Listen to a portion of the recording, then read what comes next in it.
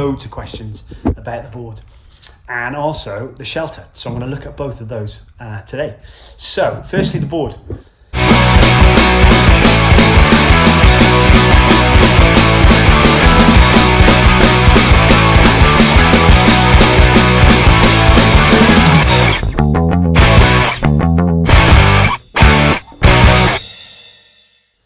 It was awesome. It was absolutely awesome in so many ways. So paddling since, yes, of course, you get on another board. I get on Scarlet or Daisy, and of course the difference is huge as far as what you need to obviously get this through the water. But I'm 95k, I had 100k of kit on this board. Of course, it's going to be a bigger beast to paddle, but because of the weight and because of the dual hull, once you get it paddling, it really goes really well. And I had an enjoyable 8 days paddling this board. I really did. And also, just so everyone's clear, it wasn't all flat paddling.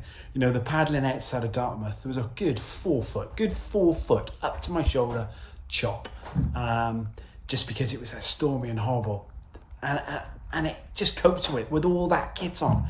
It's different. It really is different. The way it cuts through, it doesn't roll like a normal board with the conditions. It kind of goes against it and with it. It's so stable, unbelievably stable. So, is this the new style board for adventure paddling? I mean, extreme long distance adventure paddling.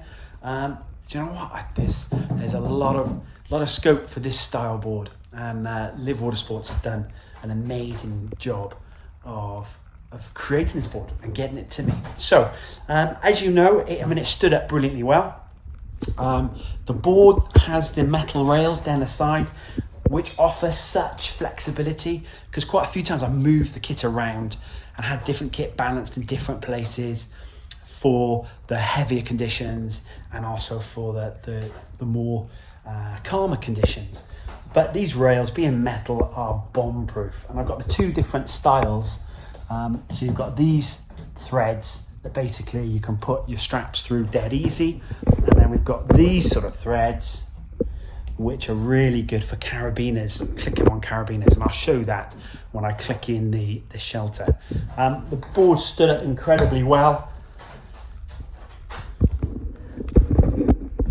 and is in pretty much A1 condition. The only marks really on it are where the anchor would rub in a few places. You know, the bits with the anchor would rub a little bit. Some of the buoys I attached to were really old sort of lobster pot buoys who were just covered in crustaceans, and they scratched the gel coat a little bit, but hey, that's all good. So what I'm going to do is I'm going to put the shelter up, and you can see that put up, you know, in this situation, because I was really proud of how the design for the shelter and how it worked. And now with hindsight, now I've done it, do you know, I wouldn't change that shelter really one bit. Maybe add 1 or 2 bits to it, which I'll come to in a bit. So let's put the shelter up.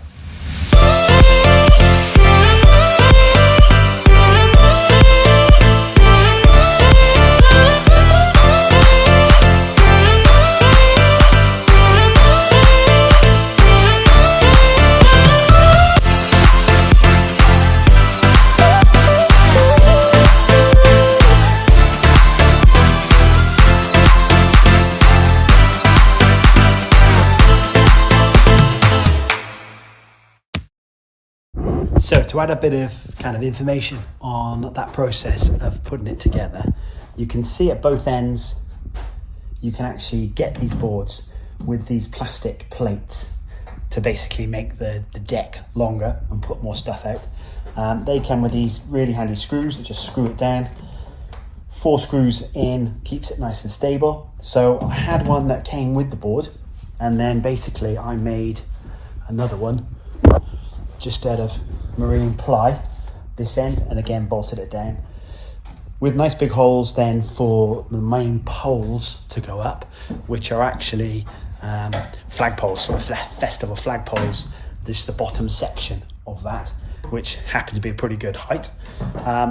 Did it all with this tape rather than sort of any paracord, just because the tape, it doesn't get tangled with everything when it's all wet and horrible. And if it was all the ends of the tent basically I did with paracord. It gets all tangled up. So I'm really glad I did that in the tape.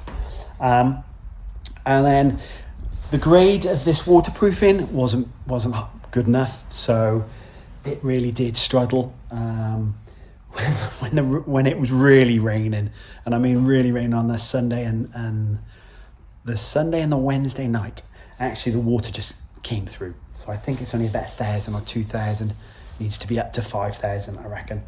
And then what made the whole thing really tight, you would have seen, are these poles that I put in with tennis balls at the end, just to wrap into the corners, and that worked really well. Dead easy to put up. The only thing, probably they were a little bit too tight, just because they're two sections of a carbon fibre pole, and I didn't want to cut them down. I wanted them to fit, so I just made it fit. So that was the shelter on this amazing board.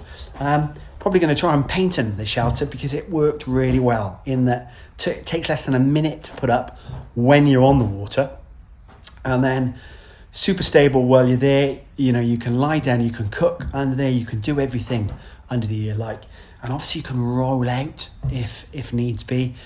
There's a simple hook at the top which it just comes apart, so within 4 or 5 seconds, and I did it twice, I could take the whole thing down quickly, so I could stand up and paddle and readjust when an anchor was slipping or something was kicking off. So basically that's everything. I do want to just add to these paddle slots on the side of the board. If I get a paddle and show you, were so useful. Not just for holding your paddle, the spare paddle, but also because, as you can see when I put this paddle in, it forms a little barrier. So I put one side, one the other, and it just, that barrier. So many times stuff rolled off my board. So that little bit of an inch barrier of that paddle really made a big difference. And also sleeping at night was quite reassuring to have there as well. So that's the Live Water Sports board that they very kindly sent over from Florida for me. I am going to be doing some come and try sessions. So in the next few weeks, or in August, the end of August, I'm going to get this down on the water with Scarlett and Daisy and a few other boards. And if people want to come and try them, that's the come and do it, definitely. So I'm going to put everything away now. So that's goodbye from me. Goodbye from Dora the Explorer. She's preparing for her next expedition, whatever that might be. And goodbye from me. Take care.